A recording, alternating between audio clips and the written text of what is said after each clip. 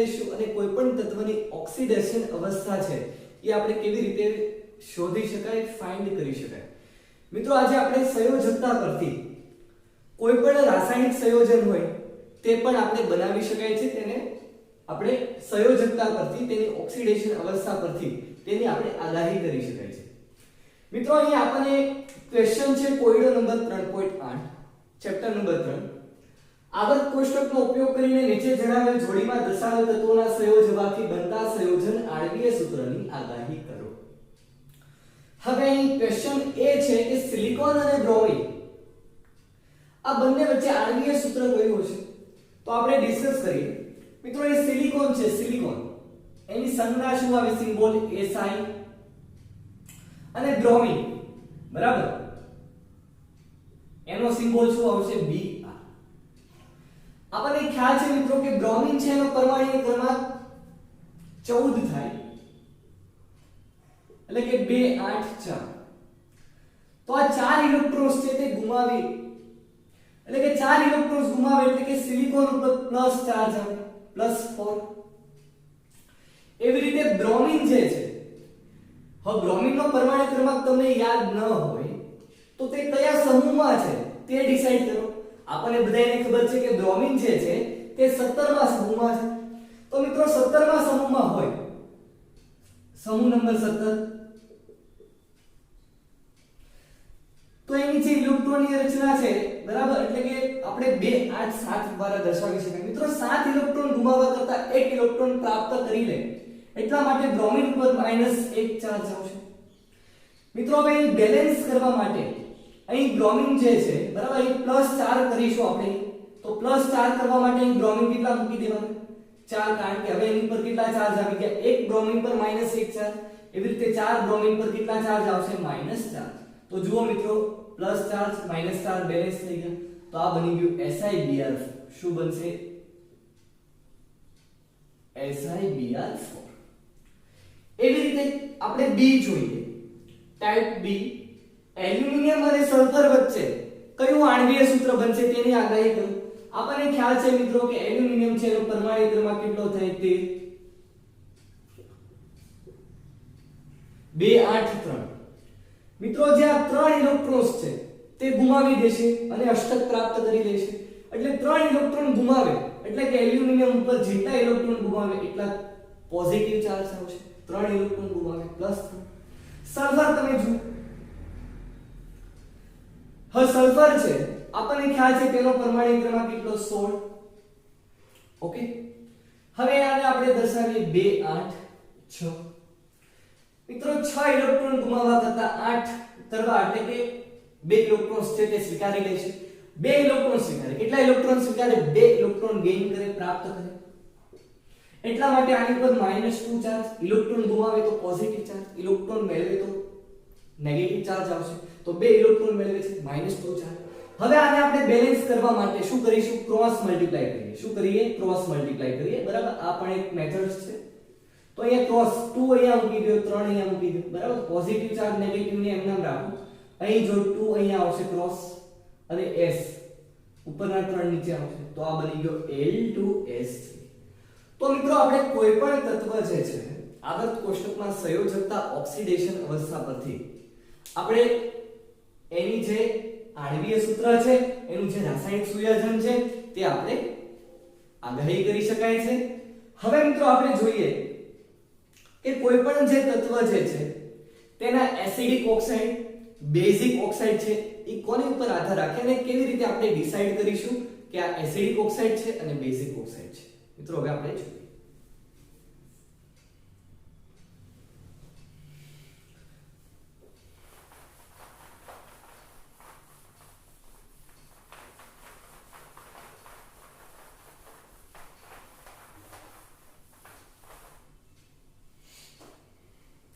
હવે મિત્રો આપણે હેડિંગ મારીએ કે ઓક્સાઇડનો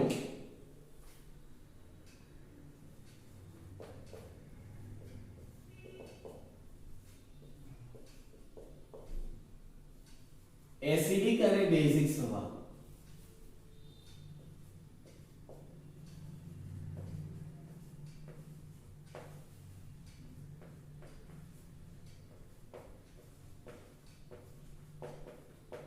એ ઓક્સાઇડનો એસિડિક અને બેઝિક સ્વભાવ.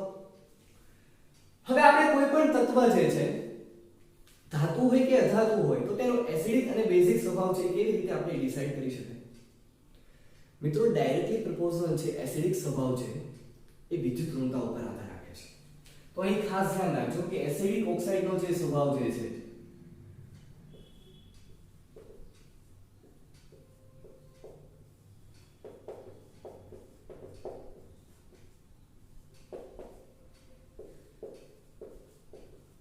ડાયરેક્ટલી કોને પ્રપોઝલ છે? વિદ્યુત ઋણતા.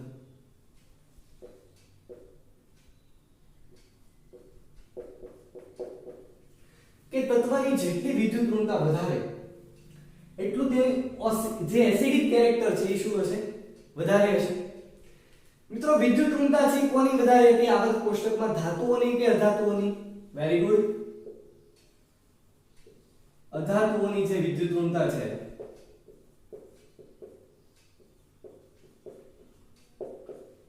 એ વધારે હતી કોના કરતા? ધાતુઓની જે વિદ્યુત ઋણતા જે છે બરાબર એ ઓછી હતી અધાતુઓ કરતા. તો અધાતુઓની વિદ્યુત ઋણતા વધારે છે તો તેનો સ્વભાવ કેવો હશે? એસિડિક ઓક્સાઇડનો સ્વભાવ હશે. એવી રીતે ધાતુઓની વિદ્યુત ઋણતા છે ઓછી છે એટલા માટે તેનો એસિડિક સ્વભાવ નહીં હોય પરંતુ મોસ્ટ ઓફલી તે બેઝિક સ્વભાવ ધરાવતી છે.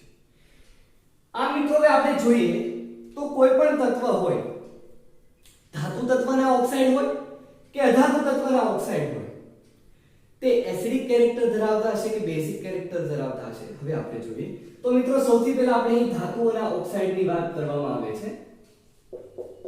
આપણને ખ્યાલ છે કે ધાતુઓના ઓક્સાઇડ જે છે ધાતુઓ જે છે એની વિદ્યુત ઋણતા ઓછી છે એટલા માટે તે બેઝિક સ્વભાવ ધરાવશે. મિત્રો અહીં આપણે એક્ઝામ્પલ જોઈએ ચાલો Na2O. હવે આપણે કઈ રીતે નક્કી કરી શકાય? તો આને પાણીમાં ડુબાડવામાં આવે એટલે કે પાણીમાં નાખવામાં આવે. હવે Na2O જે છે બરાબર સોડિયમના ઓક્સાઇડ જે છે તેને પાણીમાં નાખવામાં આવે તો શું બનશે મિત્રો? NaOH. શું બનશે? NaOH. તો હવે મિત્રો અહીં તમે ધ્યાન રાખો તો સોડિયમ હાઇડ્રોક્સાઇડ આપણને બધાને ખબર છે એક પ્રકારના બેઝ તરીકે વર્તે એટલા માટે ધાતુના ઓક્સાઇડને જ્યારે પાણીમાં નાખવામાં આવે ત્યારે તે બેઝિક ઓક્સાઇડ બનાવે છે. કેવા બનાવે છે? Basic oxide.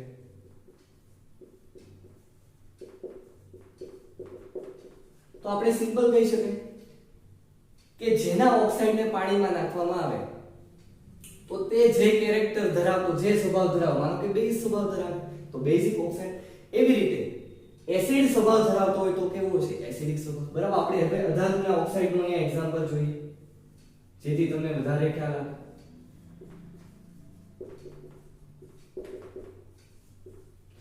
મિત્રો અહીં આપણે વાત કરીએ ચાલો સલ્ફર ટ્રાયોક્સાઇડ SO3 ને પાણીમાં નાખવામાં આવે તો અહીંયા શું બનશે? H2SO4. King of acid sulphuric acid. તો આ શું બનાવે છે? સિમ્પલ એસિડ સ્વભાવ ધરાવે છે. તો એસિડ સ્વભાવ ધરાવતો હોય તો જે SO3 છે તે કેવી ઓક્સાઇડ હશે? એસિડિક ઓક્સાઇડ હશે. તો મિત્રો આપણે સિમ્પલ અહીં ડિસાઈડ કરી શકાય છે કે જે ધાતુ અથવા તો અધાતુના ઓક્સાઇડને પાણીમાં ઉમેરવામાં આવે ત્યારે તે બેઝ બનાવે તો બેઝિક ઓક્સાઇડ અને જો તે એસિડ બનાવે તો તે એસિડિક ઓક્સાઇડ. એવી રીતે આપણે ડિસાઈડ કરી શકાય છે. હવે મિત્રો અલગ અલગ તત્વોના ઓક્સાઇડ હોય તો આપણે તેને કેવી રીતે ડિસાઈડ કરીએ કે આનું એસિડિક કેરેક્ટર વધારે આનું બેઝિક કેરેક્ટર છે વધારે? તો હવે આપણે ડિસ્કસ કરીએ કે મિત્રો એસિડિક ઓક્સાઇડ જે છે એ ક્યારે વધે ક્યારે ઘટે? સિમ્પલ જોયું કે એસિડિક અને બેઝિક ઓક્સાઇડ આપણે કેવી રીતે નક્કી કરી શકાય? પાણીમાં ડુબાડવામાં આવે જો બેઝ બનાવે તો બેઝિક, એસિડ બનાવે તો એસિડિક. હવે સિમ્પલ મિત્રો અહીં આપણે એક એક્ઝામ્પલ લઈએ ચાલો. આપણે એક્ઝામ્પલ લેશું ચાલો N2O3 P2O3 અને H2O3 બરાબર નાઇટ્રોજન ફોસ્ફરસ અને આર્સેનિક ના ઓક્સાઇડ છે. મિત્રો હવે તમે કઈ રીતે ડિસાઈડ કરશો કે વધારે એસિડિક આ હશે કે આ હશે? સિમ્પલ અહીં ધ્યાન રાખો. હવે તમે કહેશો કે ઓક્સિડેશન આધારિત આપણે આગલા લેક્ચરમાં ડિસ્કસ કર્યું હતું. માનો કે ઓક્સિજન છે એની પર -2 ચાર્જ, 3 દુ 6 -6 છે, બરાબર ની ઓલી સાઈડ છે +6 2 છે, એટલે કે આ +3. તો સિમ્પલ બધે જ +3 આવશે. તો ઓક્સિડેશન આધારિત પણ આપણે તે ડિસાઈડ નહીં કરી શકીએ. તો કઈ રીતે આપણે ડિસાઈડ કરીએ? મિત્રો, વિદ્યુત ઋણતાના બેઝ ઉપર કે જેટલી વધુ વિદ્યુત ઋણતા એટલો તેનો એસિડિક ઓક્સાઇડનો સ્વભાવ છે વધારે છે. આપણને ખ્યાલ છે કે નાઇટ્રોજનની વિદ્યુત ઋણતા, ફોસ્ફરસમાં તેના સમૂહ, બરાબર, બધા એક જ સમૂહના ઓક્સાઇડ છે, બરાબર. નાઇટ્રોજન જે ફેમિલી છે એક જ સમૂહના જે ઓક્સાઇડ છે, એમાં ઉપરથી નીચે તરફ જતા વિદ્યુત ઋણતા ઘટી, નાઇટ્રોજન સૌથી વધુ, એવી રીતે ત્યાર પછી ફોસ્ફરસ અને ત્યાર પછી આર્સેનિક. તો મિત્રો આપણે આવી રીતે જેની વિદ્યુત ઋણતા વધુ તેની એસિડિક ઓક્સાઇડ છે, બરાબર, તે પણ શું હશે? વધારે છે. તો એસિડિક સ્વભાવ જે છે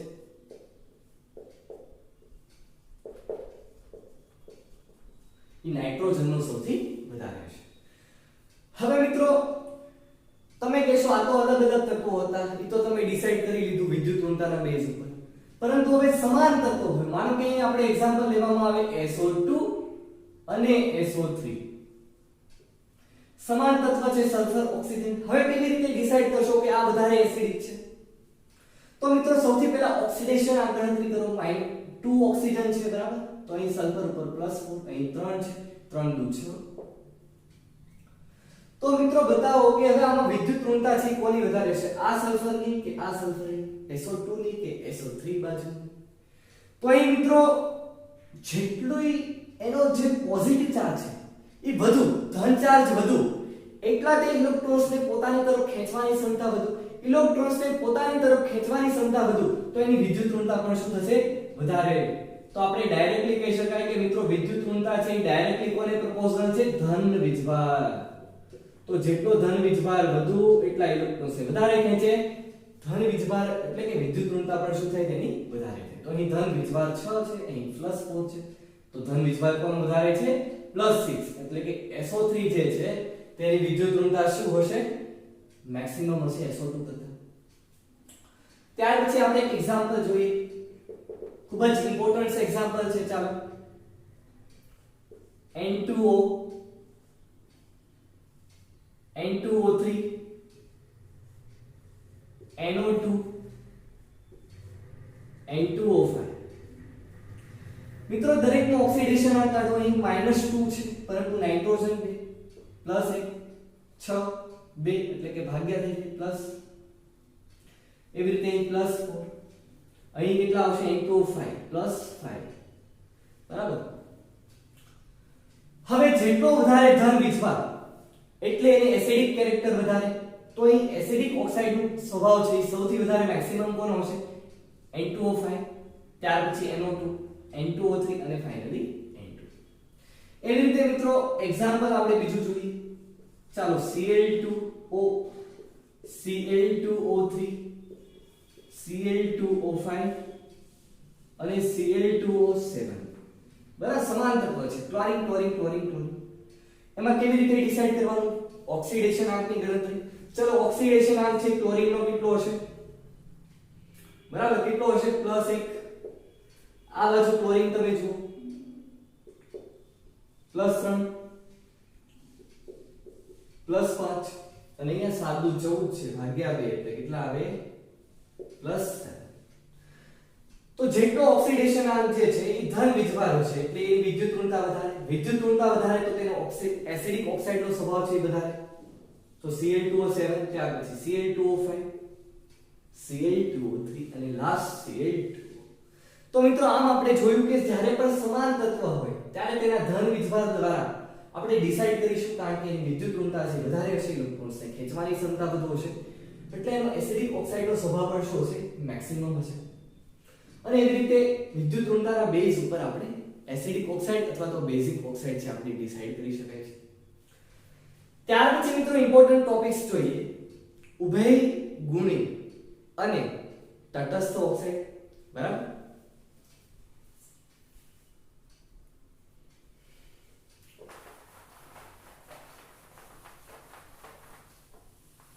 મિત્રો ઓક્સાઇડ છે એના બે પ્રકાર તો છે જ, એસિડિક અને બેઝિક. હવે આપણે જોવાના છે ઉભયગુણી, બરાબર. ઓક્સાઇડના જે આપણે હવે બે પ્રકાર જે છે, ઉભયધર્મી કહી શકો છો અથવા તો તટસ્થ ઓક્સાઇડ. તો આ તરફ જોઈએ આપણે ઉભયધર્મી, બરાબર, ને આ તરફ આપણે જોઈએ તટસ્થ ઓક્સાઇડ. હવે મિત્રો ઉભયધર્મી જે ઓક્સાઇડ જે છે એ એવા ઓક્સાઇડ છે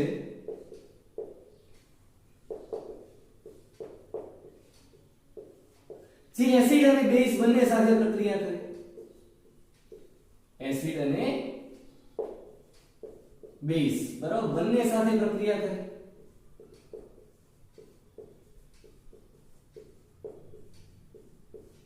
એટલા માટે તે ઉભયગુણી ઓક્સાઇડ છે. એવી રીતે તટસ્થ ઓક્સાઇડ તો કે એવા ઓક્સાઇડ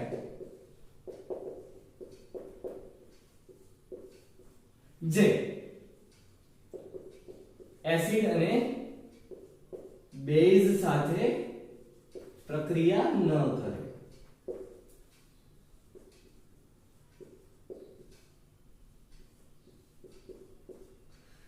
મિત્રો ઉભયધર્મી ઓક્સાઇડમાં આપણે કોના કયા તત્વના ઓક્સાઇડનો સમાવેશ કરવામાં આવે છે એ ખાસ ધ્યાન રાખજો કે ઝિંક છે, એવી રીતે ટીન, PbAl અને બેરિલિયમ.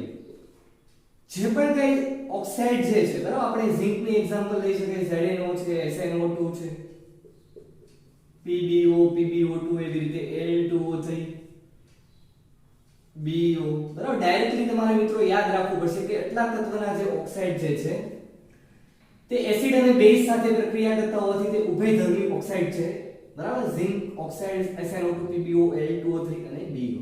તો એટલા તત્વ યાદ રાખીને એના ઓક્સાઇડ આવે તો ઉભયધર્મી ઓક્સાઇડ. એવી રીતે મિત્રો તટસ્થ ઓક્સાઇડ એટલે કે જે એસિડ અને બેઝ સાથે પ્રક્રિયા ન કરે. તો તેને આપણે એક્ઝામ્પલ જોઈએ. CO, NO, N2O છે, એવી રીતે પાણી છે જે એસિડ અને બેઝ સાથે પ્રક્રિયા કરતા નથી. એટલા માટે કેવા ઓક્સાઇડ છે? તટસ્થ ઓક્સાઇડ. મિત્રો ખાસ ધ્યાન રાખજો, અહીંયા કન્ફ્યુઝન નહીં થતા કે CO2 છે અને કાર્બન મોનોક્સાઇડ CO. તો આ CO2 છે એ તટસ્થ ઓક્સાઇડ નથી, એસિડિક ઓક્સાઇડ છે. શું છે? એસિડિક ઓક્સાઇડ છે. જ્યારે જે CO જે છે કાર્બન મોનોક્સાઇડ તે કેવું છે? તટસ્થ ઓક્સાઇડ છે. કારણ કે મિત્રો તમે જો CO અને CO2, તો મિત્રો CO2 જે છે, બરાબર, એનો ઓક્સિડેશન આ +4 અને એ CO જે છે એમાં કાર્બન નો ઓક્સિડેશન આ +2. તો એ સિમ્પલ દેખાય છે, જેટલો ધન વિજભાર બધું વિદ્યુત ઋણતા વધારે એટલો એસિડિક ઓક્સાઇડ વધારે છે. આની વિદ્યુત ઋણતા છે એ ઓછી હશે કારણ કે ઓછો ધન વિજભાર ધરાવે છે, એટલા માટે તે તટસ્થ ઓક્સાઇડ છે. તો મિત્રો અહીં આપણે એસિડિક અને બેઝિક ઓક્સાઇડની વાત કરી. એવી રીતે સંયોજકતા દ્વારા આપણે રાસાયણિક સૂત્ર પણ બનાવી શકાય. લાસ્ટ ક્લાસ આપણે સંયોજકતા, એવી રીતે વિદ્યુત ઋણતા વિશે ડિસ્કસ કર્યું હતું ને આ ઓલમોસ્ટ ચેપ્ટર છે મિત્રો હવે કમ્પ્લીટ થઈ ગયું છે. અને નાની મોટી જે વાત છે, બરાબર, આપણે નેક્સ્ટ લેક્ચરમાં માઇન્ડ અપ કરી લઈશું. તો મિત્રો ઓલમોસ્ટ ચેપ્ટર છે ફિનિશ થઈ ગયું છે. હવે તમારે મહેનત છે ફૂલ કરવાની છે. આ ચેપ્ટરમાં તમે MCQ પ્રેક્ટિસ કરો, એવી રીતે થિયરીના જે ક્વેશ્ચન છે, કારણ કે આગળ આ ચેપ્ટર છે એ તમારા માટે ઘણું બધું ઉપયોગી બનશે. એટલે ખાસ અહીં ધ્યાન રાખજો મિત્રો, રિવિઝન કરો. વિડિયો ન સમજાય તો ડિફિકલ્ટી સોલ્યુશન છે, મારો નંબર છે 7202072035. તેમાં પણ તમે WhatsApp મેસેજ કરીને તમે અથવા તો ટેલિગ્રામમાં મેસેજ કરીને ધાર્મિક કળથિયા સર્ચ મારો તો તમે, અથવા તો ડિસ્ક્રિપ્શન બોક્સમાં તમને મારો જે લિંક નંબર છે તમને મળી જશે. તેમાં તમે મેસેજ કરી શકો છો અને ડાઉટ સોલ્યુશન કરી શકો છો. તો thank you so much friends.